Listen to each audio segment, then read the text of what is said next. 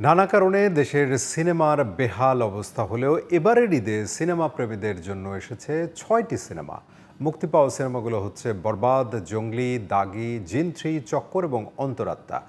এসব সিনেমায় দর্শকরা পাচ্ছেন ভিন্ন ভিন্ন স্বাদ, তাই সিনেমা হলগুলোতে ভিড় করছেন দর্শকরা।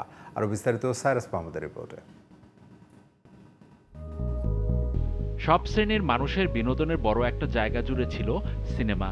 একসময় সারা বছরই ভালো মানের সিনেমা তৈরি হতো, কিন্তু ঢাকায় সিনেমা ইন্ডাস্ট্রির সে জৌলুস আর নেই।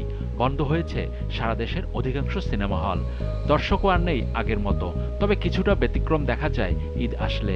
এবারের ঈদে মুক্তি পেয়েছে বরবাদ, জঙ্গলি, দাগি, জিন 3, চক্কর ও অন্তর আত্মার মতো 6টি ভিন্নধর্মী সিনেমা। তাই সিনেমাপ্রেমী মানুষ তাদের প্রিয় তারকার সিনেমা দেখতে ভিড় জমান সিনেমা হলগুলোতে। পরিচালকদের ভিন্ন ভিন্ন নির্মাণশৈলী ও চমকপ্রদ কাস্টিংয়ে এই সিনেমাগুলোর প্রতি দর্শকদের আগ্রহ বাড়িয়ে তুলেছে।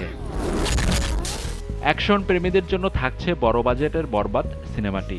তরুণ পরিচালক মেহেদী হাসান হৃদয় এ ছবির মাধ্যমে দর্শকদের উপহার দিচ্ছেন এক ভিন্নধর্মী গল্প। সিনেমাটির মূল আকর্ষণ সাকিব খান। তার বিপরীতে অভিনয় করছেন কলকাতার ইথিকা পাল।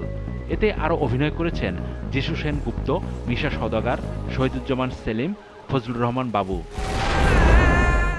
জঙ্গলি ছবিটি পরিচালনা করেছেন এম রাহিম, যিনি এর আগে শান সিনেমা দিয়ে দারুণ সাড়া ফেলেছিলেন।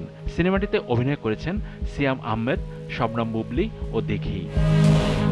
নির্মাতা শিহাব শাহীন হাজির হয়েছেন দাগি সিনেমা নিয়ে। থ্রিলারধর্মী এই সিনেমার গল্প সমাজের অন্ধকার দিক ও রহস্যময় ঘটনার উপর ভিত্তি করে তৈরি হয়েছে। শিহাব শাহীন তার নির্মাণশৈলীর জন্য বরাবরই প্রশংসিত, তাই দাগি দর্শকদের জন্য এক ব্যতিক্রমী অভিজ্ঞতা হতে পারে। এতে অভিনয় করেছেন আফরান নিশো, তমা মির্জা, সুনেরা বিনতে কামাল। এই সিনেমার ব্যতিক্রমী প্রচারণা সবার নজর কেড়েছে। এতে নিশোকে দেখা গেছে দাগি আসামির বেশে। বাংলাদেশে হরর সিনেমার জনপ্রিয়তা দিন দিন বাড়ছে। সেই ধারাবাহিকতায় এবার এসেছে জুন 3। আর রহস্যময় গল্প নিয়ে তৈরি চক্কর সিনেমাটিও এসেছে ঈদে। চক্কর সিনেমায় রয়েছে রহস্য, সাসপেন্স এবং মানসিক টানাপোড়েন, যা দর্শকদের শেষ পর্যন্ত ভাবিয়ে তুলবে। সিনেমায় প্রধান চরিত্রে অভিনয় করেছেন মোশাররফ করিম। Cyrus Mahmud, GTV news, Dhaka.